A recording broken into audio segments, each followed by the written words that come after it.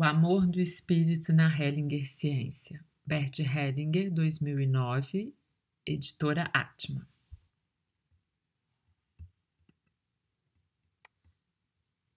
As ordens do amor entre o homem e a mulher e em relação à totalidade que nos sustenta. Página 40. Em primeiro lugar, tratarei detalhadamente das ordens do amor na relação entre o homem e a mulher, começando pelo mais elementar. Homem e mulher. O homem sente atração pela mulher porque, como homem, falta-lhe a mulher. E a mulher sente atração pelo homem porque, como mulher, falta-lhe o homem. O masculino está orientado para o feminino. Por isso o homem precisa da mulher para ser homem. E o feminino está orientado para o masculino. A mulher também precisa do homem para ser mulher. Assim, o homem só se torna homem quando toma para si uma mulher como sua esposa, e a mulher só se torna mulher quando toma para si um homem como seu marido. Só quando o homem faz de uma mulher a sua mulher e a tem como tal, e a mulher faz de um homem o seu homem e o tem como tal, é que eles são marido e mulher e formam um casal. Portanto, faz parte, em primeiro lugar, das ordens do amor entre homem e a mulher, que o homem queira a mulher como mulher e que a mulher queira o homem como homem. Portanto, se numa relação conjugal o homem ou a mulher se querem principalmente por outras razões, por exemplo, para diversão ou sustento, ou porque o outro é rico ou pobre, culto ou iletrado, católico ou evangélico, ou porque o querem conquistar, proteger, melhorar ou salvar, ou ainda porque querem o outro, como se diz com belas palavras, como o pai ou a mãe dos próprios filhos. Então, a casa foi construída sobre a areia e dentro da maçã já se encontra o verme. Pai e mãe. Em segundo lugar, faz parte das ordens do amor na relação entre o homem e a mulher que ambos estejam orientados em função de um terceiro e que sua masculinidade e sua feminilidade só se completem num filho. Pois o homem só se torna plenamente homem como pai e a mulher só se torna plenamente mulher como mãe. E só no filho o homem e a mulher formam indissoluvelmente uma unidade, de maneira plena e visível para todos. No entanto, seu amor ao filho como pais apenas continua e coroa seu amor como casal, porque este vem antes daquele. E assim como as raízes nutrem a árvore, assim também seu amor como casal sustenta e nutre seu amor de pais pelo filho. Assim, quando o amor recíproco dos parceiros flui do fundo do coração, também flui do fundo do coração o seu amor de pais pelo filho. E, quando esmorece o amor do casal, também esmorece o amor pelo filho. Tudo que o homem e a mulher admiram e amam em si mesmos e no parceiro, também admiram e amam em seus filhos. E tudo que os irrita e incomoda em si mesmos e no parceiro, também irrita e incomoda no filho. Por isso, onde os pais se dão bem em relação conjugal, no que toca ao respeito e amor mútuo, nisso também se dão bem em sua relação com o filho. E onde se dão mal em sua relação conjugal, nisso também se dão mal em sua relação com a criança. Porém, quando o amor dos pais pelo filho apenas continua e coroa seu amor recíproco, a criança se sente considerada, aceita, respeitada e amada por ambos os pais, sabe que está em ordem e sente-se bem. O desejo.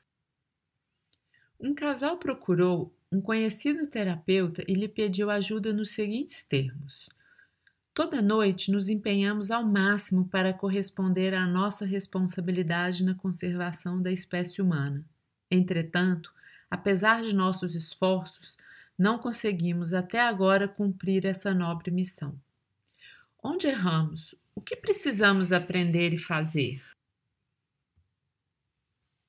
O terapeuta lhes recomendou que apenas o ouvissem em silêncio e depois, sem se falarem, fossem imediatamente para casa. Eles concordaram. Então ele lhes disse: toda noite vocês se esforçam ao máximo para corresponder à sua responsabilidade na conservação da espécie humana. Mas, apesar de todos os seus esforços, ainda não conseguiram cumprir sua nobre missão. Por que vocês não se entregam simplesmente à sua paixão? E os despediu.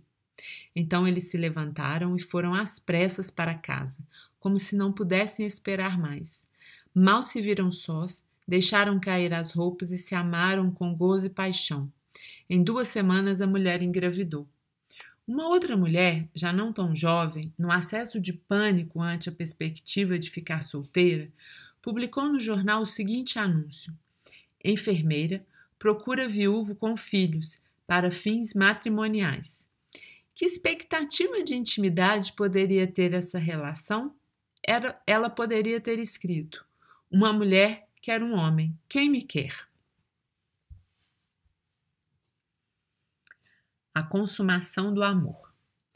O pudor em nomear nosso ato mais íntimo e em desejá-lo como mais importante, mais próximo numa relação conjugal, decorre certamente de que, em nossa cultura, o ato do amor entre o homem e a mulher é considerado por muitos como algo indecente, como uma necessidade indigna. Entretanto, é a maior realização humana possível. Nenhum outro ato humano está mais sintonizado com a ordem e a plenitude da vida. Nem nos toma mais amplamente a serviço no mundo em sua totalidade. Nenhum outro ato humano nos traz um prazer tão inebriante, nem proporciona, em seu segmento, um tal sofrimento amoroso. Nenhum outro ato humano é mais pesado de consequências, mais cheio de riscos, nem exige de nós tais extremos ou nos faz tão conhecedores, sábios, humanos e grandes do que aquele em que um homem e uma mulher reciprocamente se tomam e se reconhecem com amor. Em comparação a esse ato, qualquer outro ato humano aparece apenas como uma preparação ou uma ajuda, uma consequência ou, talvez, uma doação adicional, ou então uma carência e substituição.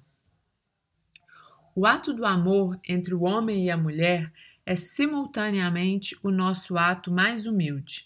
Em nenhum outro lugar nos mostramos tão despidos, nem revelamos de forma tão desprotegida o lugar onde somos mais vulneráveis.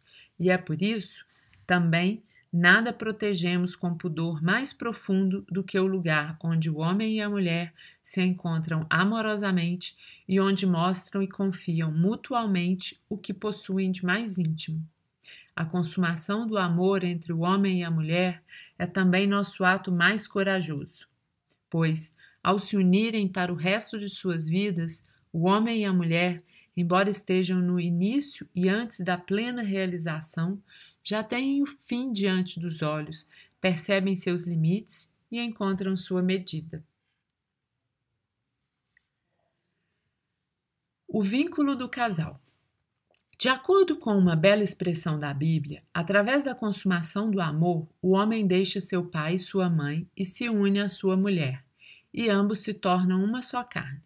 O mesmo também vale para a mulher. Esta imagem reflete um processo na alma, cuja realidade experimentamos através de seus efeitos, pois esse processo na alma cria um vínculo que, mesmo contra a nossa intenção, se manifesta como algo que não pode ser anulado e, por essa mesma razão, não pode ser repetido. Pode-se objetar que o divórcio e uma nova relação provam o contrário. No entanto, uma segunda relação não tem o mesmo efeito da primeira. Um segundo marido ou uma segunda mulher percebem a ligação da parceira ou do parceiro com o primeiro marido ou a primeira mulher. Isso se revela pelo fato de que o marido ou a mulher de uma pessoa que se casa pela segunda vez não ousa tomá-la e mantê-la tão plenamente como se fosse essa a sua primeira união. A razão é que o novo casal experimenta a segunda união como culpa em relação à primeira, mesmo se já tiver morrido a parceira ou parceiro anterior, pois de fato só nos separamos quando morremos. Portanto, Uma segunda relação só tem sucesso quando o vínculo aos parceiros anteriores é reconhecido e honrado como tendo precedência sobre o novo vínculo, e quando os novos parceiros reconhecem que têm uma dívida com os parceiros anteriores. Contudo, um vínculo no sentido original, como na primeira relação, está fora de seu alcance. Em decorrência disso, quando acaba uma segunda relação, sente-se geralmente menos culpa e obrigação do que quando se rompe a primeira relação. Trago um exemplo a respeito. O ciúme. Uma mulher contou num grupo que atormentava o marido com seu ciúme. Reconhecia que seu comportamento era irracional, mas não conseguia evitá-lo. O dirigente do grupo lhe mostrou a solução, dizendo-lhe: mais cedo ou mais tarde você vai perder seu marido. Aproveite-o enquanto é tempo. A mulher riu e ficou aliviada. Alguns dias depois, o marido telefonou ao dirigente do grupo e lhe disse: quero agradecer-lhe por minha mulher. Esse homem tinha participado, muitos anos antes, de um curso do mesmo terapeuta, junto com a namorada daquela época, com quem já estava há 7 anos. Durante o curso, revelara, diante de todos os participantes e sem consideração pela dor da namorada, que ia separar-se dela para ficar com uma outra mais jovem. Mais tarde, veio a um novo curso, desta vez com a nova namorada. Durante o curso, ela engravidou e pouco depois se casaram. Então ficou claro para o dirigente do grupo o sentido do ciúme dessa segunda mulher. Ela negara exteriormente a ligação do marido com a ex-namorada e, com seu ciúme, reforçava abertamente sua reivindicação sobre ele. Secretamente, porém, reconhecia a ligação anterior dele e sua própria culpa. Assim, seu ciúme não indicava uma culpa do marido em relação a ela, mas era uma admissão secreta de que não o merecia. Provocar uma separação parecia-lhe o único meio de reconhecer o vínculo que subsistia e de expressar solidariedade à ex-namorada do marido. A carne. O vínculo especial e, no sentido profundo, indissolúvel entre o homem e a mulher nasce da consumação de seu amor. Só ela faz do homem e da mulher um casal e transforma os parceiros em pais. Para isso, não bastam o amor puramente espiritual e o reconhecimento público da relação. Por conseguinte, quando a consumação do amor é prejudicada, por exemplo, quando os parceiros se deixam esterilizar antes do relacionamento, não se origina um vínculo, mesmo que os parceiros o desejem. Por isso, tais relacionamentos carecem de compromisso e os parceiros, ao separar-se, não são afetados pelo sentimento de responsabilidade ou de culpa. Quando a consumação do amor é prejudicada a posteriori, por exemplo, por um aborto intencional, a relação sofre uma ruptura, embora o vínculo permaneça. Se, apesar disso, o homem e a mulher quiserem permanecer juntos, precisam decidir-se novamente um pelo outro e conviver como se fosse essa a sua segunda relação, pois a primeira, via de regra, terminou. A consumação sexual é a manifestação da superioridade da carne sobre o espírito, sua veracidade e profundidade. Às vezes, somos tentados a depreciar a carne em favor do espírito, como se o que acontece através da força do instinto e da necessidade, do desejo e do amor, valesse menos do que o que nos ordenam a razão e a vontade moral. No entanto, o instintivo demonstra sua sabedoria e sua força justamente onde a razão e a moral esbarram nos próprios limites e falham, pois, através do instinto, atua um espírito superior e um sentido mais profundo diante do qual fogem assustadas nossa razão e nossa vontade moral nas situações difíceis. Por exemplo, quando uma criança cai na água e uma pessoa mergulha para salvá-la, ela não o faz após uma reflexão racional e uma vontade moral. Não. Ela o faz por instinto. Mas será seu ato, por essa razão, menos certo, corajoso e bom? Ou ainda, quando um pássaro atrai com seu canto a companheira e eles se acasalam, constroem um ninho, chocam, têm filhotes e os alimentam, aquecem, defendem e guiam, isso é menos maravilhoso por ser instintivo? Nós estamos falando aí sobre as ordens do amor entre o homem e a mulher, e eu quero acrescentar, e a totalidade que o sustenta, tá? E isso Bert Hellinger marca no trabalho dele sempre. Ele sempre nos leva desse plano das relações cotidianas para a totalidade. Então, nós podemos aí, já nessa parte, levantar 4 dessas ordens. Então, qual é a primeira ordem do amor entre o homem e a mulher e a totalidade que o sustenta? A atração. Ou seja, querer o homem como homem e a mulher, da parte da mulher, e que o homem queira a mulher como mulher. Ou seja, eu quero como mulher ao homem porque me falta o masculino e o homem quer a mulher porque lhe falta o feminino. Né? Existe uma orientação natural do masculino em relação ao feminino e do feminino em relação ao masculino. E isso não tem absolutamente nada a ver com a questão do gênero. Então, é necessário, sempre quando a gente está fazendo a orientação e trabalhando com a constelação familiar, ou mesmo com esses princípios de Bert Hellinger, da abordagem de Bert Hellinger, entender por que o casal se uniu. Né? Porque muitas vezes ele vai chegar lá no direito, vai chegar lá no divórcio, a gente precisa entender qual foi o motivo da união.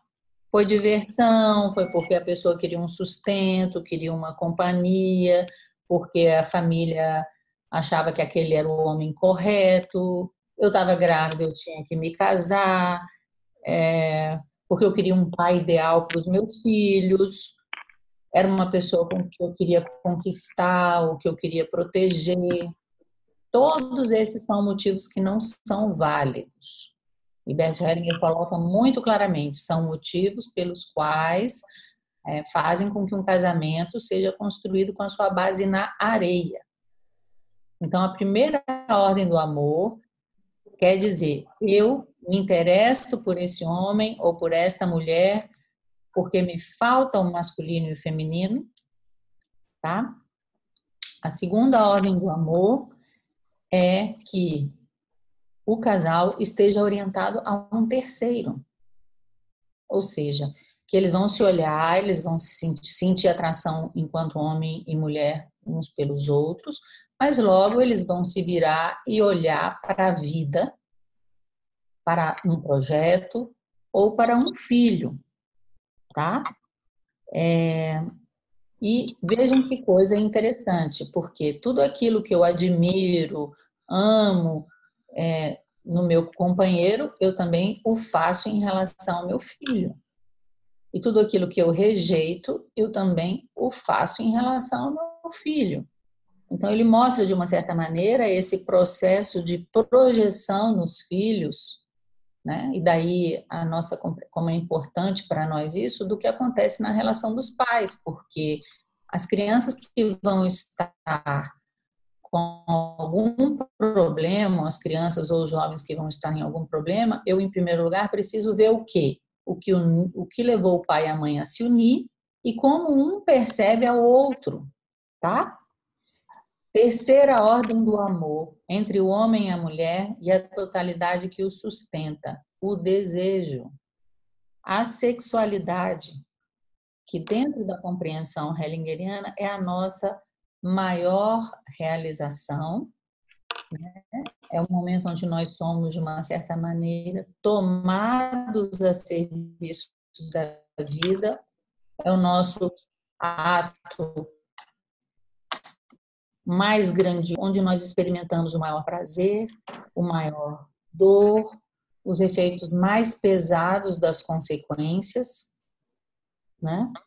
Onde nós adquirimos conhecimento, sabedoria, nos tornamos homens e mulheres completos, né? Então é o ato mais humilde, é onde nós estamos mais despidos, mais vulneráveis, que nos exigem maior, que nos exige maior coragem.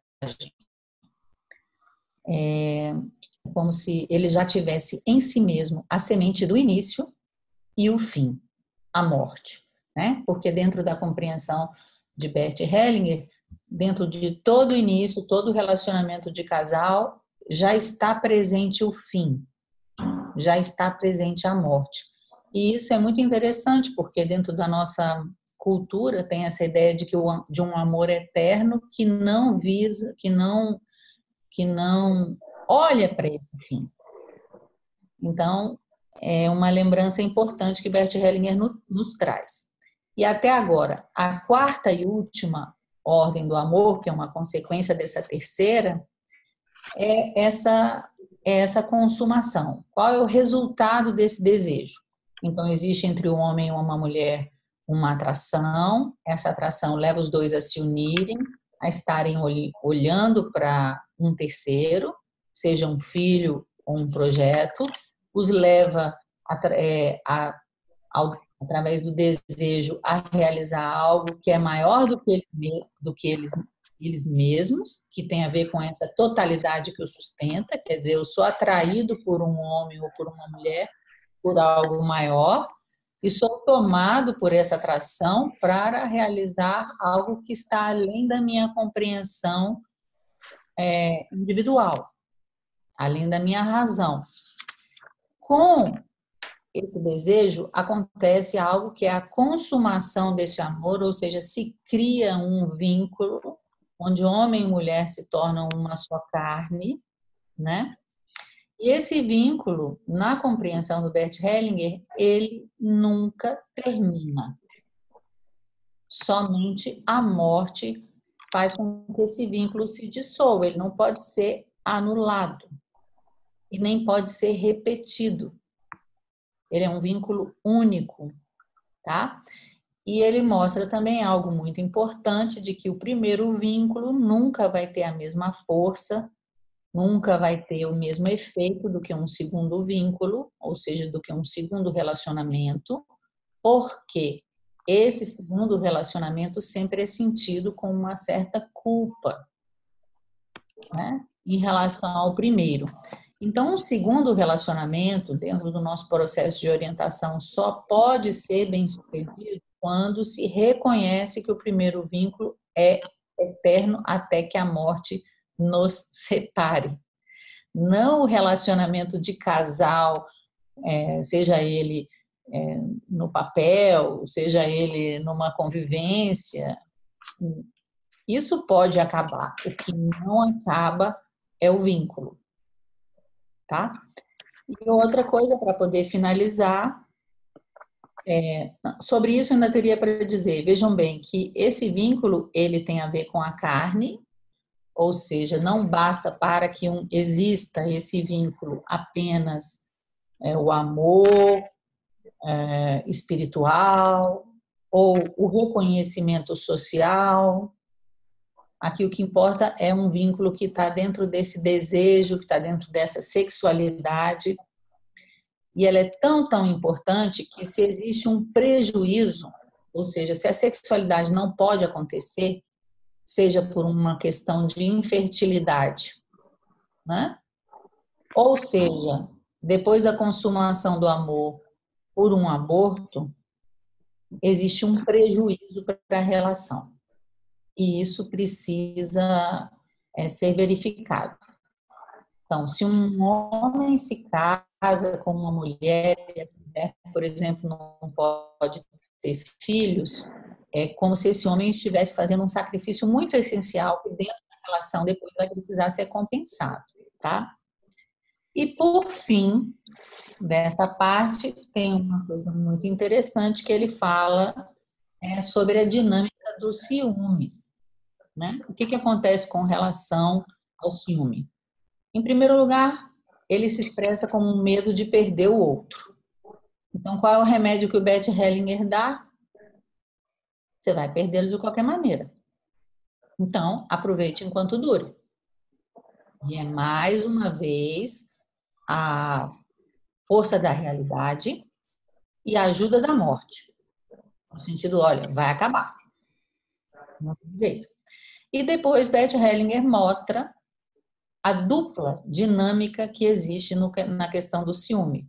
Ou seja, na parte externa, né, existe uma negação do vínculo anterior ou do vínculo com uma outra pessoa, né? Um não reconhecimento de uma determinada pessoa e no nível interno existe esse reconhecimento do vínculo, né? E de uma certa maneira uma sensação de não merecimento da pessoa, porque eu também não estou tomando em mim algo que faz parte dela, que é esse vínculo, tá? Então, uma outra coisa muito importante para falar sobre essa parte que precisa ser compreendida, o que significa quando Bert Hellinger diz que a carne é superior ao espírito? O que ele está falando? Ele está falando que o nosso instinto, a nossa necessidade, o nosso desejo, o nosso amor expressam uma inteligência natural, né? Algo intrínseco da natureza que atua com superioridade à razão, à moral e aos valores. E isso precisa ser reconhecido na sua grandeza. Então é isso que ele quer dizer. O baixo contínuo. Um relacionamento de casal se desenvolve como um concerto barroco. Uma bela melodia soa nas escalas mais altas, enquanto um baixo contínuo a conduz, unifica e carrega, dando-lhe peso e completude. Num relacionamento de casal, o baixo contínuo soa assim: eu tomo você, eu tomo você, eu tomo você, eu tomo você como minha mulher, eu tomo você como meu marido, eu tomo você e me dou com amor. A carência. Para que a relação de casal entre o homem e a mulher cumpra o que promete, o homem deve ser homem e permanecer homem, e a mulher deve ser mulher e permanecer mulher. Assim, o homem deve renunciar a apropriar-se do feminino e a possuí-lo, como se pudesse tornar-se mulher e ser uma mulher.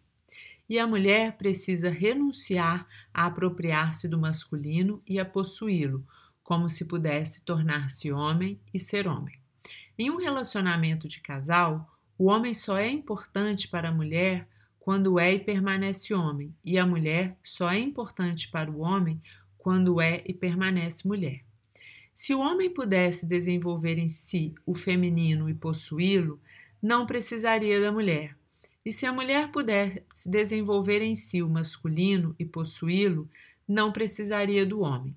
Por isso, muitos homens e mulheres que desenvolvem em si as características do outro sexo frequentemente vivem sós. Eles se bastam.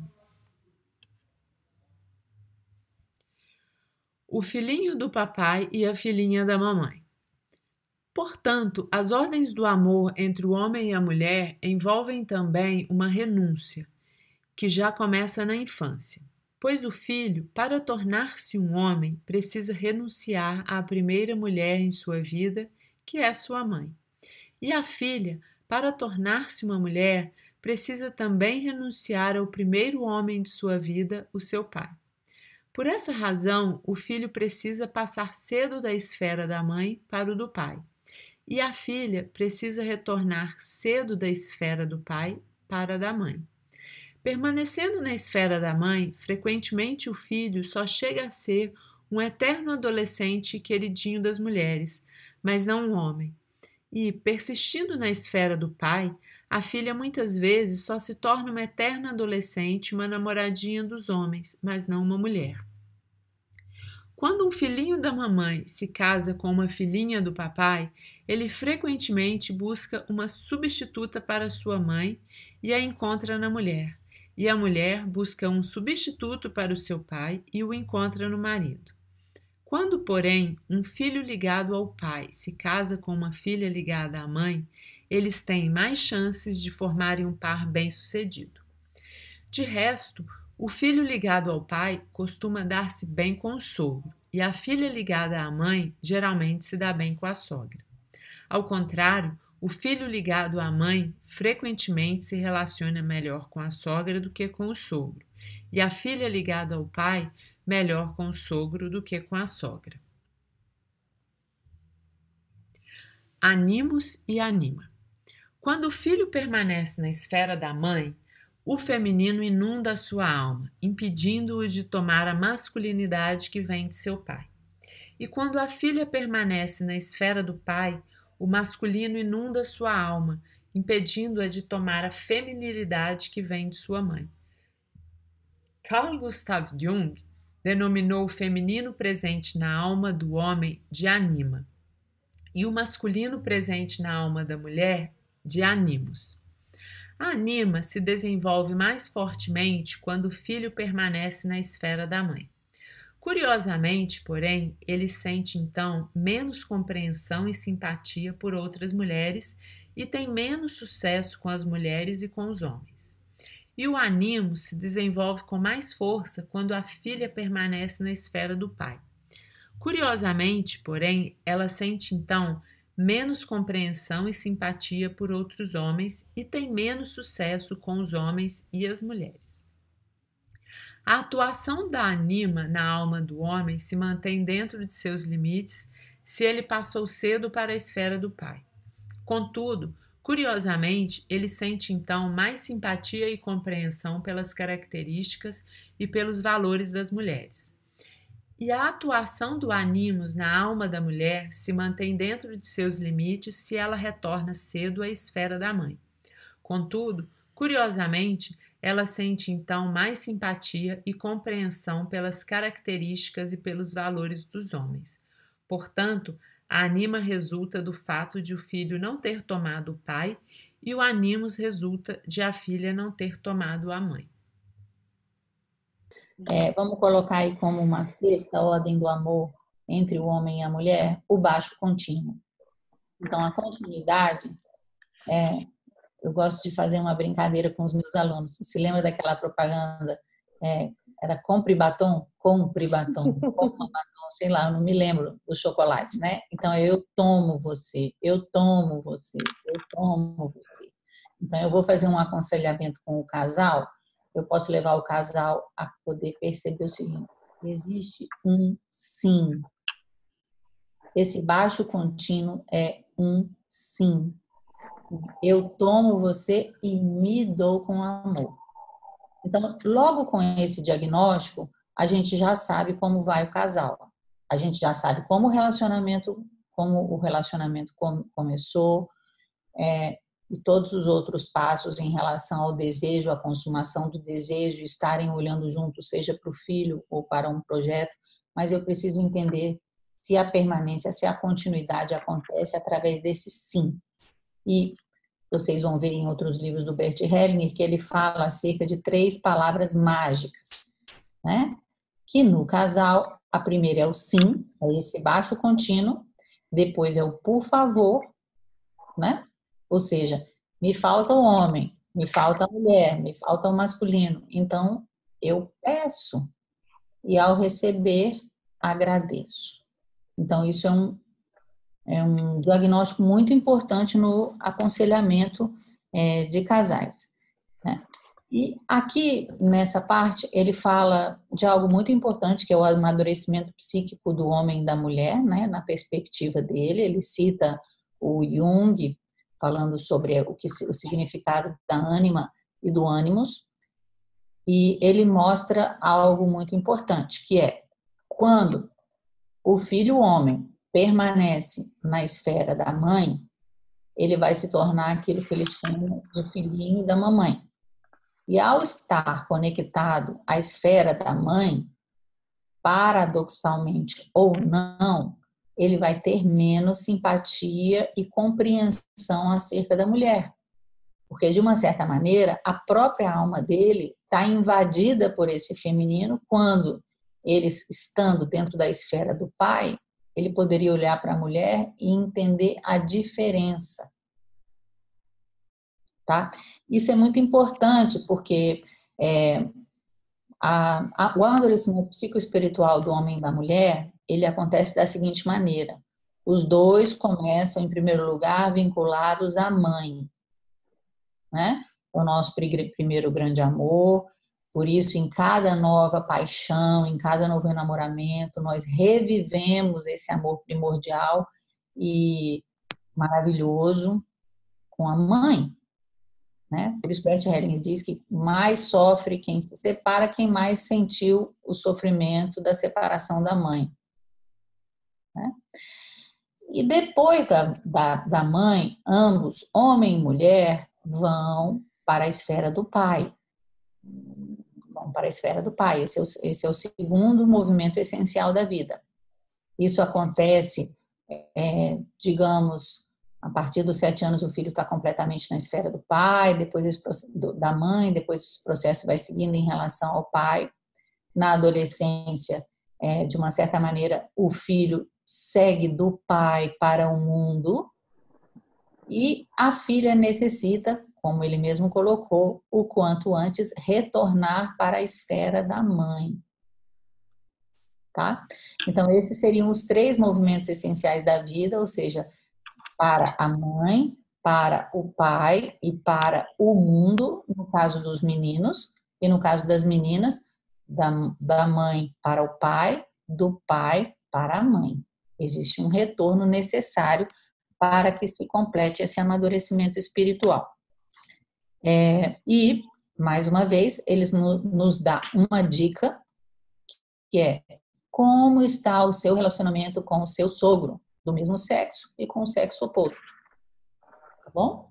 Se eu sou mulher e me dou bem com a minha sogra, beleza. Isso mostra que eu, de uma certa maneira, já consegui fazer esse percurso de amadurecimento, de regresso à minha própria mãe. Se eu não consigo me dar bem com a minha sogra, atenção, porque eu vou ter que ajudar esse cliente a retornar para sua mãe ou para o seu pai, dependendo do que foi identificado. A reciprocidade. Pertence às ordens do amor entre o homem e a mulher que entre eles se estabeleça uma troca em que ambos igualmente deem e tomem, pois cada um tem o que falta ao outro e a cada um falta o que o outro tem. Ambos precisam, portanto, no que se refere à troca, dar o que tem e tomar o que lhes falta. Em outras palavras, o homem se dá à mulher como homem e a toma como sua mulher. E a mulher se dá ao homem como mulher e o toma como seu homem. Esta ordem do amor é perturbada quando um deseja e o outro concede. Porque o desejar parece ser algo pequeno e o conceder algo grande.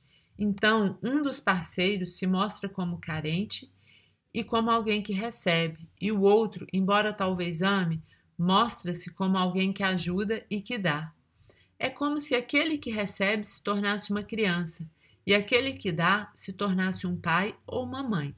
Então, o que recebe precisa agradecer como se tivesse recebido sem dar, e o que dá se sente superior e livre, como se tivesse dado sem receber. Isso, porém, impede a compensação e coloca em risco a troca. Para o bom êxito, é preciso que ambos precisem e ambos concedam, com respeito e amor, o que o outro necessita. Seguir e servir. Contudo, pertence às ordens do amor entre o casal que a mulher siga o homem. Isso significa que ela o siga para sua família, sua cidade, seu círculo, sua língua e sua cultura, e concorde que os filhos também sigam o pai. Não posso explicar essa ordem, mas sua realidade se comprova pelos seus efeitos. Basta comparar famílias onde a mulher segue o homem e os filhos seguem o pai com famílias onde o homem segue a mulher e os filhos seguem a mãe. Entretanto, aqui também existem exceções. Por exemplo, se há destinos difíceis ou enfermidades graves na família do homem, É mais seguro e conveniente para ele e para os filhos que passem para a esfera da família e dos parentes da mãe e vice-versa. Neste particular, existe uma compensação, pois também pertence às ordens do amor entre o homem e a mulher como seu complemento que o homem sirva ao feminino. A equivalência. As ordens do amor entre o homem e a mulher são diferentes das ordens do amor entre pais e filhos. Por isso, a relação do casal sofre abalo e fica perturbada quando o casal transfere irrefletidamente para ela as ordens do relacionamento entre pais e filhos. Se, por exemplo, numa relação de casal, um parceiro busca no outro um amor incondicional, como uma criança busca em seus pais, ele espera receber do outro a mesma segurança que os pais dão aos filhos. Isso provoca uma crise na relação, fazendo com que aquele de quem se esperou demais se retraia ou se afaste. E com razão, pois, ao se transferir para a relação de casal uma ordem própria da infância, comete-se uma injustiça para com o parceiro. Quando, por exemplo, um dos parceiros diz ao outro: "Sem você não posso viver", ou "Se você for embora, eu me mato", o outro precisa se afastar, pois tal exigência entre adultos no mesmo nível hierárquico é inadmissível e intolerável. Já uma criança pode dizer algo assim aos seus pais, porque sem eles realmente não pode viver. Inversamente, se o homem ou a mulher se comporta como se fosse autorizado a educar o parceiro e tivesse a necessidade de fazê-lo, arroga-se em relação a alguém que lhe é equiparado direitos semelhantes aos dos pais em relação aos filhos. Neste caso, frequentemente o parceiro se esquiva à pressão e busca alívio e compensação fora do relacionamento. Portanto, faz parte das ordens do amor na relação entre o homem e a mulher que ambos se reconheçam como iguais. Qualquer tentativa de colocar-se diante do parceiro numa atitude de superioridade própria dos pais ou de dependência, característica da criança, restringe o fluxo do amor entre o casal e coloca em perigo a relação. Isso também se aplica ao equilíbrio entre o dar e o tomar. Na relação de pais e filhos, são os pais que dão e os filhos que tomam. Toda tentativa dos filhos de aplainar o desnível existente entre eles e seus pais é frustrada. Por essa razão, os filhos permanecem sempre em dívida com seus pais, e quanto menos conseguem pagá-la, tanto mais intimamente permanecem vinculados a eles. Porém, como querem afirmar-se e desenvolver-se através de suas próprias ações, o sentimento de dívida que os vincula aos pais os motiva também a sair de casa. Se um dos parceiros der ao outro como um pai ou uma mãe dá a uma criança, por exemplo, custeando-lhe uma formação superior durante o casamento, aquele que recebeu tanto já não pode equiparar-se ao doador. Embora permaneça obrigado a agradecer-lhe, geralmente o deixará quando se formar. Só poderá equiparar-se novamente ao parceiro e permanecer com ele quando compensar plenamente, tanto pelas despesas quanto pelo esforço.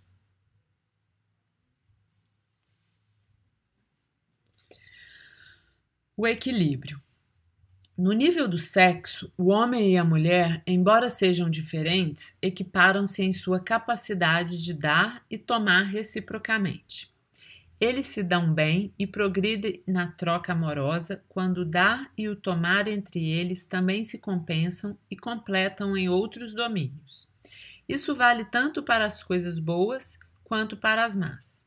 Quando um dos parceiros recebe do outro algo de bom, a necessidade de compensar não lhe dá descanso até que lhe retribua com algo de bom. Porém, como ama, faz-lhe por precaução um bem, algo maior do que a compensação exige. Então, o outro fica sob pressão e, como ama o parceiro, também lhe faz, por precaução, um bem, algo maior do que a compensação requer. Assim, aumenta a troca no bem, desde que em seu decurso, sempre se volte ao equilíbrio e se inaugure uma nova rodada de trocas. Quando não se alcança um equilíbrio, a troca cessa. Pois, se um parceiro se limita a receber, o outro logo perde a vontade de dar-lhe. E, se um deles quer apenas dar, o outro em breve não vai mais querer receber. Da mesma forma, a troca cessa quando um dá mais do que o outro pode ou quer receber, ou quando um deseja mais do que o outro pode ou quer dar. A medida de quem dá deve ajustar-se à medida de quem recebe e vice-versa. Toda troca deve, em princípio, ajustar-se a uma medida que a limita. Para que uma relação de casal seja bem-sucedida, é preciso que haja também uma compensação no mal. Quando um parceiro faz algo que fere ou magoa o outro, a vítima tem que fazer algo ao autor que lhe traga uma dor semelhante ou exigir dele algo igualmente difícil. Quando a vítima é tão boa que não consegue ser má, não acontece a troca e a relação fica ameaçada. Por exemplo, se um dos parceiros tem um caso e o outro insiste em se manter inocente, o culpado não consegue mais equiparar-se. Se, porém, o outro lhe paga na mesma moeda, a relação pode ser retomada. Entretanto, se a vítima ama o ofensor, não deve fazer-lhe uma afronta do mesmo tamanho, pois assim ficariam quites.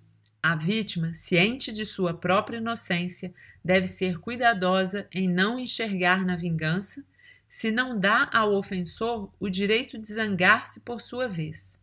Precisa fazer-lhe uma afronta um pouco menor. Com isso, tanto a justiça quanto o amor serão satisfeitos, e a troca no bem poderá ser retomada e continuada. Mas, se a vítima e o ofensor forem se suplantando em suas afrontas, agindo no mal como se fosse um bem, a troca no mal irá sempre crescendo. Uma troca assim também liga o casal, mas para a própria desgraça. De resto, conhece-se a qualidade de uma relação de casal, verificando se a troca se efetua principalmente no bem ou no mal, e quanto se investe em cada um desses lados. Com isso, dei uma indicação sobre a forma de recuperar e tornar feliz uma relação de casal, transformando uma troca no mal numa troca no bem e incrementando essa troca com amor.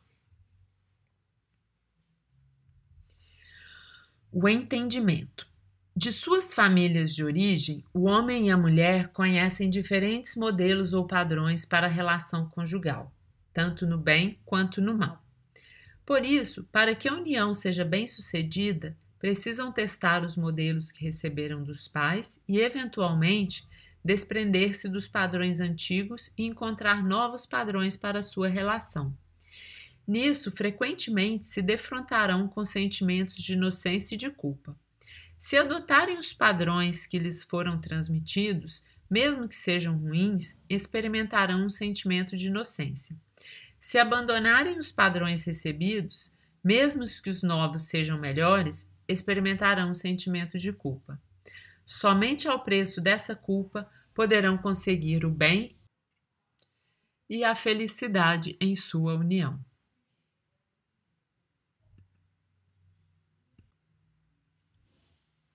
Emaranhamentos. Talvez as piores consequências para uma relação de casal resultem dos emaranhamentos de cada parceiro com o seu grupo familiar. Isso acontece, sobretudo, quando um dos parceiros ou ambos, sem que o percebam, são tomados a serviço como substitutos para a solução de antigos conflitos dos respectivos grupos familiares. Citarei um exemplo. Embora o homem e uma mulher se sentissem muito ligados, surgiam entre eles conflitos inexplicáveis. Certo dia, quando a mulher se postava furiosa diante do marido, um terapeuta observou que seu rosto mudava, até assumir o aspecto de uma velha, e ela censurava o marido por coisas que nada tinham a ver com ele. O terapeuta perguntou a ela: "Quem é essa velha?" Aí ela se lembrou de que sua avó, que tinha um restaurante, fora muitas vezes arrastada pelos cabelos pelo avô no meio do salão, à vista de todos os fregueses. Então, ficou claro que a raiva que ela sentia contra seu marido era a raiva reprimida que a avó sentira contra o avô. Muitas crises inexplicáveis do casamento nascem de uma transferência como essa.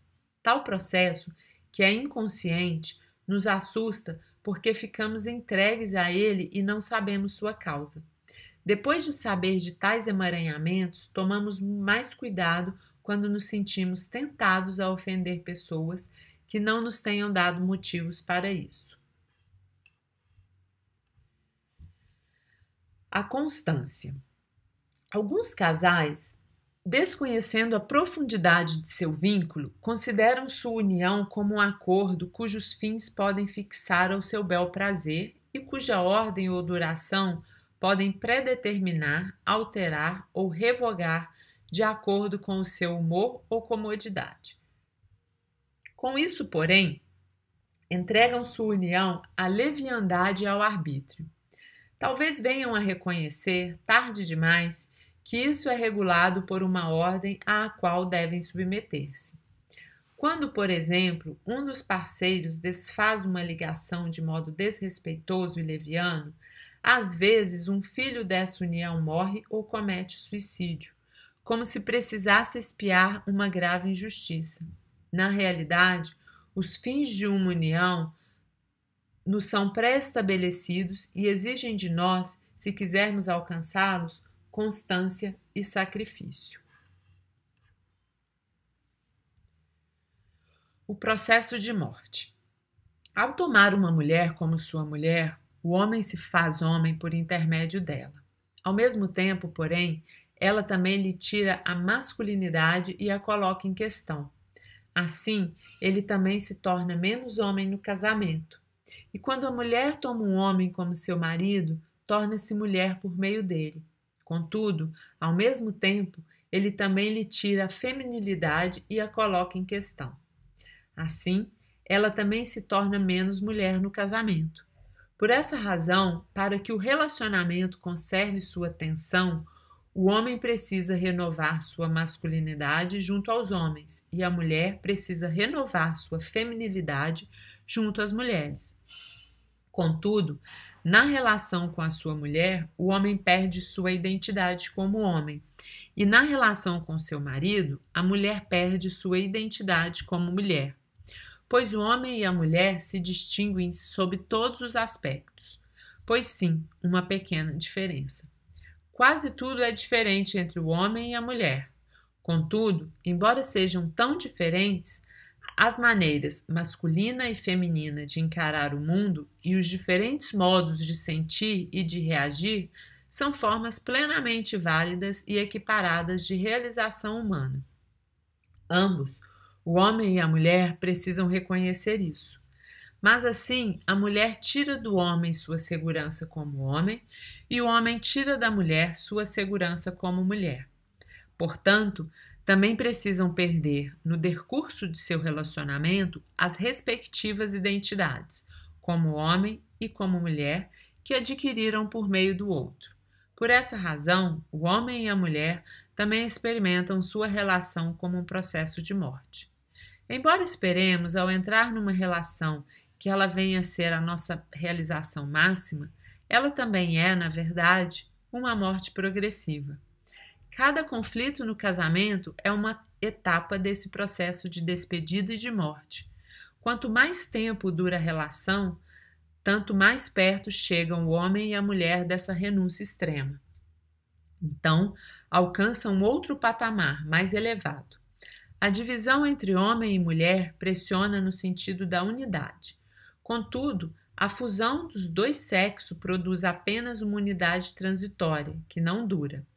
A supressão dos contrários acontece, portanto, para além dessa fusão, que fica apenas como um símbolo dela. A verdadeira unidade é alcançada na morte. Então, retornamos a uma origem que não conhecemos. Esse é, sem dúvida, somente um ponto de vista possível, mas ele confere à relação uma profundidade e uma seriedade que são dignas dela. pois apenas essa renúncia extrema realiza a superação dos contrários que nos é prometida pela fusão. A totalidade que sustenta. As ordens do amor que nos acompanharam em nossos relacionamentos anteriores também afetam nossa relação com a vida e com o mundo como totalidade, bem como nossa relação com o mistério que pressentimos por trás desse mundo. Por conseguinte, podemos relacionar-nos com essa misteriosa totalidade da mesma forma como uma criança se relaciona com seus pais. Então buscamos um Deus Pai ou uma grande mãe, acreditamos como uma criança, esperamos como uma criança, confiamos como uma criança, amamos como uma criança. E, como uma criança, talvez tenhamos medo desse ser, e como uma criança, talvez ainda tenhamos medo de saber a verdade. Ou então, nos relacionamos com a totalidade misteriosa como com nossos antepassados e o grupo familiar. Sentimos-nos como seus consanguíneos numa comunidade de santos, mas também, como no grupo familiar, como rejeitados ou escolhidos segundo uma lei implacável, cujos decretos não entendemos e não podemos influenciar. Ou ainda, tratamos a totalidade misteriosa como alguém equiparado aos demais num grupo, tornamo-nos seus colaboradores e representantes. Negociamos ou firmamos uma aliança com ela e regulamos por um contrato os direitos e os deveres, o dar e o tomar, os ganhos e as perdas. Ou tratamos a totalidade misteriosa como se tivéssemos com ela uma relação conjugal onde existe um amado e uma amada, um noivo e uma noiva. Ou nos comportamos diante da totalidade misteriosa como pais se comportam diante de seus filhos, dizendo-lhe o que ele fez errado e o que precisa fazer melhor, questionando sua obra e, se este mundo não nos convém como ele é, querendo nos salvar dele e salvar outras pessoas. Ou, finalmente, quando nos relacionamos com o mistério desse mundo, relegamos ao passado e esquecemos as ordens do amor que conhecemos, como se fôssemos rios que já alcançaram o mar e caminhos que já chegaram à meta. O Amor do Espírito na Hellinger Ciência, Bert Hellinger, editora Atma, 2009. Capítulo 2, página 49, A Consciência Espiritual. Nota preliminar. Este capítulo oferece uma visão geral do desenvolvimento de minhas compreensões relativas às diferentes consciências, resumindo-as. Mostrou-se que as constelações familiares, enquanto se movimentam na esfera da consciência pessoal e coletiva, chegam a limites que impedem uma solução abrangente que inclui também a esfera do espírito. Somente as constelações espirituais, que se movimentam em sintonia com essa consciência, encontram soluções que superam os nossos limites impostos pelas outras consciências e abrem o caminho do amor em nossos relacionamentos em um sentido amplo. A esta visão geral, acrescento algumas reflexões que ajudam a entrar na postura interna de que necessitamos para as constelações familiares espirituais. São meditações nas quais experimentamos ser carregados e conduzidos, cada um de sua maneira, a estar em sintonia com o movimento do espírito que nos prepara e nos equipa para tais constelações. A diferenciação das consciências. As diferentes consciências são campos espirituais. A primeira delas, a consciência pessoal, é estreita e tem o seu alcance limitado, pois, através de sua diferenciação entre o bom e o mal, só reconhece para alguns o direito de pertencer, excluindo outros. A segunda, a consciência coletiva, é mais ampla, defendendo também os interesses daqueles que foram excluídos pela consciência pessoal. Por isso, está frequentemente em conflito com a consciência pessoal. Contudo, a consciência coletiva também tem um limite porque abrange somente os membros dos grupos que são governados por ela. A terceira, a consciência espiritual, supera as limitações das outras duas consciências, limitações estas que surgem através da diferenciação entre bom e mal e da diferenciação entre pertencimento e exclusão. A consciência pessoal. O vínculo. Experimentamos a consciência pessoal como boa e má consciência. Nós nos sentimos bem quando temos boa consciência e mal quando temos má consciência. O que acontece quando temos uma boa consciência? O que acontece quando temos uma má consciência? O que precede a boa e a má consciência para que as sintamos de tal forma? Ao observarmos atentamente quando é que temos uma boa consciência e quando uma má consciência, podemos perceber que ficamos com má consciência quando pensamos, sentimos e fazemos algo que não está em sintonia com as expectativas e as exigências das pessoas e grupos aos quais queremos pertencer e a que frequentemente também precisamos pertencer. Isso significa que nossa consciência vela para que fiquemos conectados com essas pessoas e grupos. Percebe de imediato se nossos pensamentos, desejos e ações colocam em perigo nossa ligação e nosso pertencimento a eles. E quando a nossa consciência percebe que nos afastamos deles, através de nossos pensamentos, sentimos as ações, ela reage com um sentimento de medo de perdermos nossa ligação com essas pessoas e grupos. Sentimos esse medo como má consciência.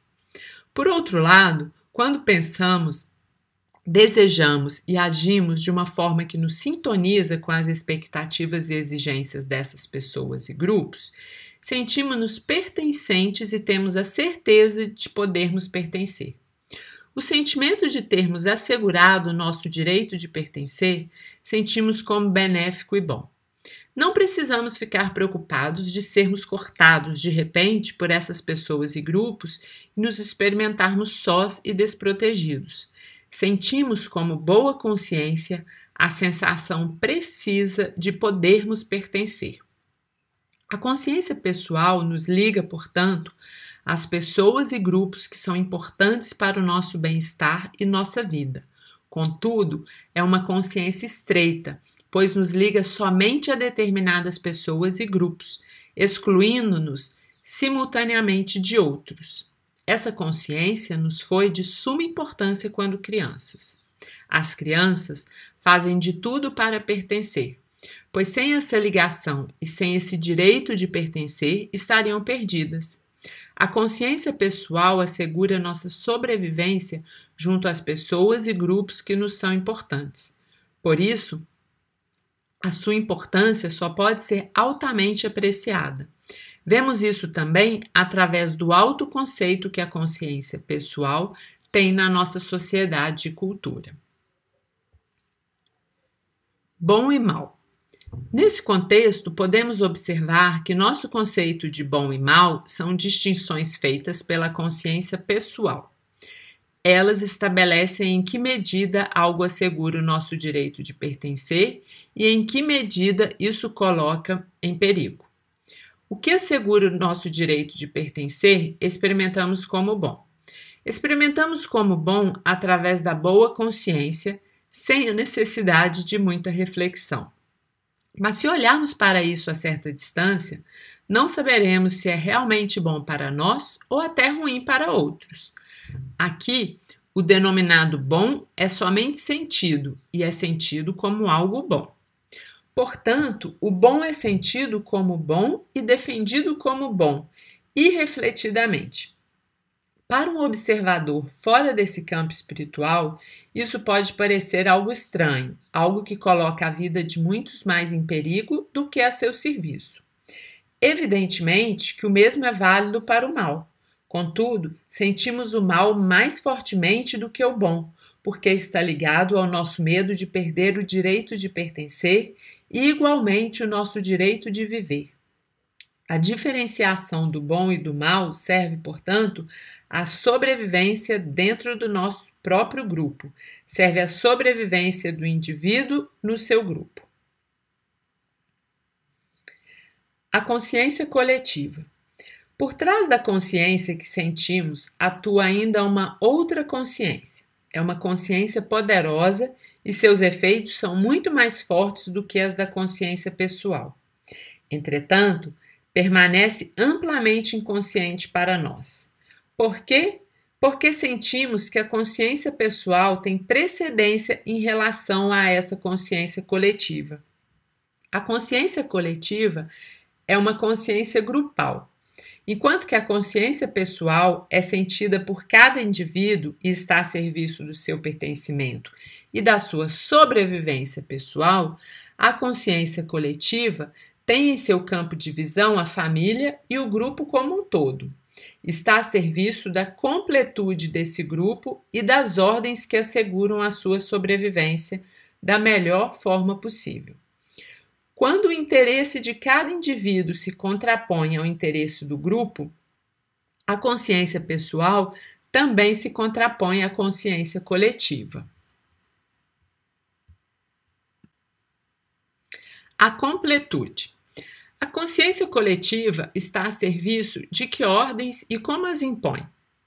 A primeira ordem na qual a consciência serve é: todo membro de uma família tem o mesmo direito de pertencer. Se o membro for excluído, não importam quais sejam os motivos, mais tarde um outro membro precisa representar a pessoa excluída. A consciência coletiva se mostra, comparada à consciência pessoal, como imoral ou amoral. Isso significa que não diferencia entre bom e mal, tampouco entre culpado e inocente. Por outro lado, protege todos da mesma forma. Quer proteger o seu direito de pertencer ou restabelecê-lo se isso lhe for negado. O que acontece quando esse direito é negado a um membro familiar? De certa forma, ele é reconduzido ao grupo por essa consciência, na medida em que outro membro dentro da família precisa representá-lo, sem que esteja consciente disso. Como essa volta se mostra? Um outro membro familiar assume o destino de uma pessoa excluída, representando-a. Ele pensa como essa pessoa excluída, tem sentimentos semelhantes, vive de forma semelhante, fica doente de forma semelhante, até mesmo morre de forma semelhante. Esse membro familiar está, dessa forma, a serviço da pessoa excluída e representa os seus direitos. É apossada, por assim dizer, pela pessoa excluída, entretanto, sem se perder a si mesmo. Quando a pessoa excluída recupera o seu lugar, esse membro familiar se libera dessa pessoa. Não é que a pessoa excluída queira ser representada dessa forma, embora isso também aconteça algumas vezes, que ela deseje algo de mal para alguém da família. Em primeira instância, é essa consciência que atua e deseja a representação e o emaranhamento. Ela quer restabelecer a totalidade do grupo. O instinto. Aqui existe o perigo de imaginarmos essa consciência como uma pessoa, como se ela tivesse metas pessoais e as seguisse após reflexões profundas. Essa consciência atua como um instinto grupal que quer somente uma coisa: salvar e restabelecer a totalidade. Por isso é cega na escolha de seus meios. O pertencimento para além da morte. Podemos reconhecer quais são as pessoas que são influenciadas e conduzidas pela consciência coletiva quando percebemos se são atraídas ou não para representar membros familiares excluídos. Aqui, precisamos considerar que ninguém perde o seu direito de pertencer através de sua morte. Isso significa que os membros familiares mortos da família são tratados pela consciência coletiva da mesma forma que os vivos. Ninguém é separado de sua família através de sua morte. Ela abrange igualmente seus membros familiares vivos e mortos. Essa consciência também traz de volta os membros mortos para a família se foram excluídos. Sim, principalmente esses. Portanto, uma pessoa perde a sua vida através de sua morte, mas nunca o seu pertencimento à família. Quem pertence? Agora está na hora de enumerar quem pertence ao sistema familiar que é conduzido por uma consciência coletiva comum. Vou começar com os que nos estão mais próximos. Aos membros familiares que estão sujeitos a essa consciência pertencem: 1. Os filhos, portanto, nós mesmos e nossos irmãos e irmãs. Não somente os que vivem, mas também os natimortos, os abortados e, frequentemente, também os abortos espontâneos. Justamente aqui existe muitas vezes a ideia de que podemos excluí-los. E é claro que pertencem também à família os filhos que foram ocultados ou dados. Para a consciência coletiva, todos eles fazem parte completamente, são lembrados por ela e trazidos de volta à família. São trazidos de volta cegamente, sem levar em consideração justificativas e desejos. 2. O nível acima dos filhos. A este nível fazem parte os pais e seus irmãos biológicos. Aqui também todos os irmãos e irmãs deles, como eu já enumerei antes para os filhos. Também os parceiros anteriores dos pais fazem parte. Se são rejeitados e excluídos, mesmo que estejam mortos, são representados por um dos filhos, até que sejam lembrados e trazidos de volta à família com amor. Só o amor libera. Agora eu gostaria de interromper a enumeração e falar como os excluídos podem ser trazidos de volta. Só o amor é capaz disso. Que amor? O amor preenchido. Ele é sentido como dedicação ao outro, como ele é. Ele é também sentido como luto pela perda. É sentido especialmente como dor por aquilo que porventura fizemos de mal para o outro. Sentimos também se esse amor alcança o outro, se o reconcilia, se o deixa em paz, se ele assume o seu lugar, permanecendo nele. Então, essa consciência coletiva também encontra a paz. Aqui, nós vemos que essa consciência está a serviço do amor, a serviço do mesmo amor por todos que fazem parte dessa família. Quem mais pertence à família? Agora eu vou continuar com a enumeração de quem pertence à família, porque eles também são abrangidos e protegidos por essa consciência. 3. No próximo nível acima dos pais, pertencem os avós, mas sem seus irmãos, a não ser que tenham tido um destino especial. Os parceiros anteriores dos avós também fazem parte. 4. Bisavós. Um ou outro dos bisavós também podem fazer parte, mas isso é raro. Até agora, enumerei, sobretudo, os parentes consanguíneos e ainda os parceiros anteriores dos pais e dos avós. 5. Aqueles com que, através de sua morte ou destino, a família teve vantagem. Além dos parentes consanguíneos e parceiros anteriores, também fazem parte de nossa família aqueles com que, através de sua morte ou destino, a família teve uma vantagem. Por exemplo, através de uma herança considerável. Também fazem parte aqueles com que, à custa de sua saúde e vida, a família enriqueceu. 6. Vítimas. Aqueles que foram vítimas de atos violentos através de membros de nossa família tornam-se parte dela, especialmente aqueles que foram assassinados. A família precisa olhar também para eles com amor e dor. 7. Agressores. Por último, algo que para alguns pode ser um desafio. Quando membros de nossa família são vítimas de crimes, especialmente se perdem a vida, os assassinos passam a fazer parte de nossa família. Se foram excluídos ou rejeitados, a consciência coletiva pressionará para que sejam representados mais tarde por membros de nossa família. Talvez eu deva aqui chamar a atenção de que tanto os assassinos se sentem atraídos para suas vítimas, como também as vítimas para seus assassinos. Ambos se sentem totalmente inteiros quando se encontram. A consciência coletiva também não faz diferenciações aqui. O equilíbrio. Antes de continuar, quero dizer algo sobre as leis do equilíbrio e como elas atuam nessas duas consciências. A necessidade do equilíbrio entre o dar e tomar e entre o ganho e a perda é também um movimento da consciência. A consciência pessoal que sentimos como boa e má consciência e como culpa e inocência vela sobre o equilíbrio entre o dar e tomar. Portanto, também com sentimentos de culpa e inocência e com o sentimento de uma boa e má consciência. Entretanto, aqui sentimos a culpa e a inocência de uma forma diferente. A culpa é sentida aqui como obrigação, quando recebo algo ou tomo algo sem dar de volta algo equivalente. A inocência aqui é sentida como estar livre de uma obrigação. Temos esse sentimento de inocência e liberdade quando tomamos e também damos, de uma forma que o dar e tomar fique equilibrado. Aqui devo ainda acrescentar que podemos alcançar o equilíbrio também de uma outra forma. Como não podemos devolver com algo equivalente, por exemplo, aos nossos pais, passamos adiante algo equivalente aos nossos filhos ou para outras pessoas.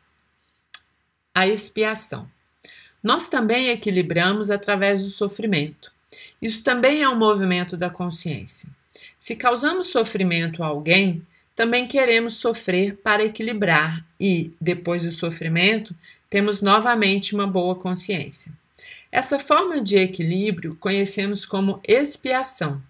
Entretanto, essa necessidade tem como referência a si mesmo, porque não pode realmente dar qualquer coisa para o outro e restaurar o equilíbrio. Contudo, através dessa expiação, o outro frequentemente não se sente mais sozinho em seu sofrimento. Esse tipo de equilíbrio tem pouco ou nada a ver com amor. É, antes de mais nada, instintivo e cego. A vingança.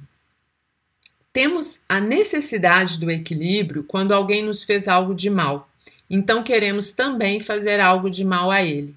Essa necessidade de equilíbrio se torna uma necessidade de vingança. Entretanto, a vingança equilibra apenas por um momento, porque desperta em todos os envolvidos outras necessidades de vingança, prejudicando-os no final. A cura. Dentro da consciência coletiva, também existe um movimento de equilíbrio, entretanto, está amplamente oculto de nossa consciência. Pois, quem precisa representar uma pessoa excluída não sabe que está compensando. O equilíbrio aqui é o movimento de um todo superior que equipara impessoalmente, pois aqueles que são atraídos para compensar são inocentes, no sentido da consciência pessoal. Podemos comparar essa forma de equilíbrio a um processo de cura. Algo que foi ferido é restabelecido sob a influência de poderes superiores. A consciência coletiva quer reintroduzir algo que foi perdido e, dessa forma, trazer novamente a ordem ao sistema familiar e curá-lo. A hierarquia. Volto a falar das ordens da consciência coletiva e direi algo sobre a segunda ordem, que está a serviço da consciência e que tenta restaurá-la quando foi ferida. Esta ordem requer que cada indivíduo de um grupo deve e precisa assumir o lugar que lhe pertence, de acordo com sua idade. Isso significa que aqueles que vieram antes têm precedência em relação aos que vieram mais tarde. Por isso, os pais têm precedência em relação aos filhos e o primeiro filho tem precedência em relação ao segundo. Cada membro do grupo tem um lugar próprio e particular, que pertence somente a ele. No decorrer do tempo, ele se desloca dentro da hierarquia, de baixo para cima, até que cria sua própria família e nela assume imediatamente com seu parceiro o primeiro lugar. Aqui se impõe uma outra ordem de hierarquia, uma hierarquia entre as famílias, por exemplo, entre a família de origem e a nova família. Aqui, a nova família tem prioridade perante a antiga. Esta ordem também é válida quando um dos pais inicia, durante o casamento, um relacionamento com outro parceiro do qual nasce uma criança. Com isso, ele cria uma nova família que tem prioridade em relação à primeira. A família posterior não anula o vínculo com a anterior, assim como a nova família não anula o vínculo com a família de origem. Contudo, ela tem prioridade em relação à anterior. A violação da hierarquia e suas consequências. A hierarquia é violada quando alguém que veio mais tarde quer assumir uma posição superior àquela que lhe cabe, de acordo com a ordem hierárquica. Essa violação da ordem hierárquica é, na verdade, como se sabe, um orgulho que precede a queda. As violações mais frequentes da hierarquia observamos nas crianças. Em primeiro lugar, quando se colocam acima de seus pais. Por exemplo, quando se sentem melhores do que eles e se comportam de forma correspondente. Isto é uma violação da hierarquia sem amor. Essa hierarquia é principalmente violada quando a criança quer assumir algo pelos pais. Por exemplo, quando ficam doentes no lugar deles e querem morrer. Nesse caso, a hierarquia é violada com amor. Entretanto, esse amor não protege a criança das consequências da transgressão da ordem. O que existe de trágico nisso é que a criança transgride a ordem de boa consciência. Isso significa que, sob a influência da consciência pessoal, a criança se sente especialmente inocente e boa através dessa transgressão, e que também se sente pertencente de uma forma especial. Portanto, aqui as duas consciências se opõem. A hierarquia, que impõe e protege a consciência coletiva, é violada em sintonia com a consciência pessoal. Nesse sentido, ela é conscienciosa. Aqui, a consciência pessoal impele alguém a transgredir essa ordem e sofrer as consequências dessa transgressão. Quais são as consequências dessa transgressão? A primeira é o fracasso.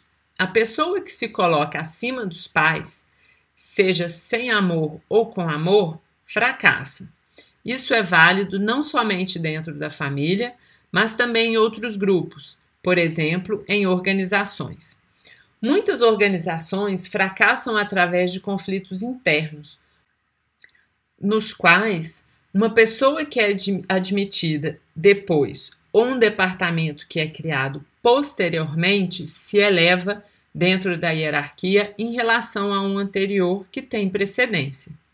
Na verdade, o fracasso, como consequência da violação da hierarquia, é a morte. O herói trágico quer assumir algo por aqueles que o precedem. Contudo, ele não apenas fracassa, ele morre. Vemos algo semelhante com as crianças que carregam e querem assumir algo pelos pais. Elas lhes dizem internamente: antes eu do que você. O que realmente está contido nisso, no final, isso significa: eu morro em seu lugar. A hierarquia é a ordem da paz. Ela está a serviço da paz na família e no grupo. Está, no final, a serviço do amor e da vida. Então, observem que a hierarquia pode ser violada de duas maneiras. Uma é o que eles chamam de uma violação com amor e a outra é uma violação sem amor. O que é uma violação com amor? De um modo geral, ele vai falar que essa violação é um orgulho que precede a queda. E não sei se vocês já conseguiram observar que os movimentos dentro de uma constelação familiar, eles são movimentos de vida e morte.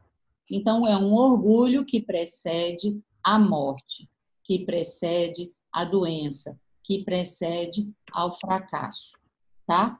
Então, de modo geral, essa violação com amor, ela é feita pela criança, né? Que por um amor cego aos seus pais e ao seu sistema, ela vai fazer o quê? Assumir aquilo que não foi resolvido pelos próprios pais ou pelos antepassados, né? E esse seria um exemplo de uma violação com amor. que é muito importante a gente marcar aqui? Que existe um conflito de consciências, ou seja, a consciência pessoal, a consciência restrita dessa criança, que fica leve e pesada, vai impeli-la para uma desordem que a consciência coletiva não poupa a criança dos resultados.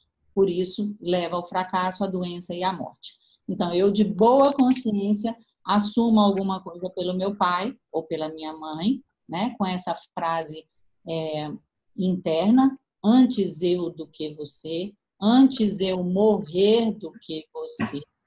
Mas a consciência coletiva vai dizer: olha, isso está em desordem, isso é uma violação da ordem da hierarquia. Então, a consequência vai ser que a pessoa vai ficar se sentindo inocente, boazinha, especial, pertencente, mas vai levar ao fracasso. Isso é especialmente interessante observar quando a gente está fazendo um atendimento, seja individual ou em grupo, com a constelação familiar, porque a pessoa se sente tão boa, se sente tão inocente, que muitas vezes ela se sente até ofendida. Como assim eu não posso estar ajudando meu pai? Como assim eu não posso estar fazendo para minha mãe? Então, vocês observem especialmente esse sentimento, que às vezes ele é como se fosse um lobinho travestido de ovelha. Ou seja, a pessoa se sente boa, mas ela está fazendo uma transgressão da ordem que leva, em última instância, à morte. E o que seria uma violação sem amor? É quando, por exemplo, eu digo que, por exemplo, os meus pais não sabem de nada. Então, aí eu estou violando essa ordem, mas diminuindo os meus pais, por exemplo, e, no caso, uma violação sem amor. Ok?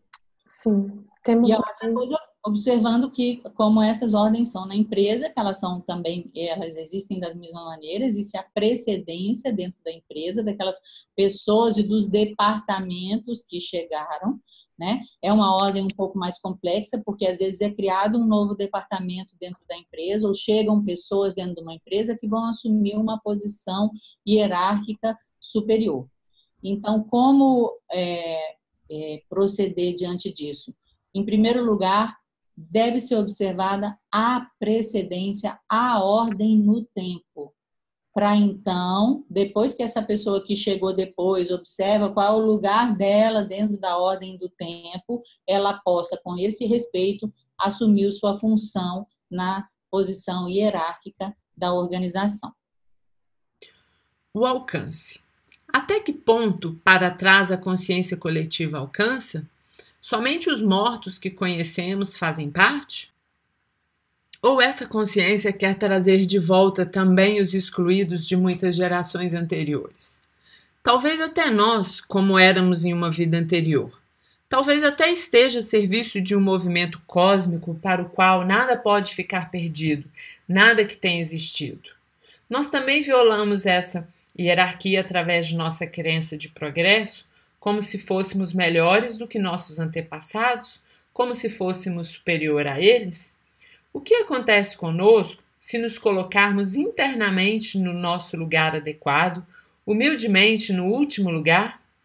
Se incluirmos aqui e agora todos aqueles que foram excluídos, não importam quais tenham sido os motivos, e aqueles que tiveram que morrer antes de ter cumprido o seu tempo total e aquilo que ainda lhes falta, então nós também estaremos completos com eles.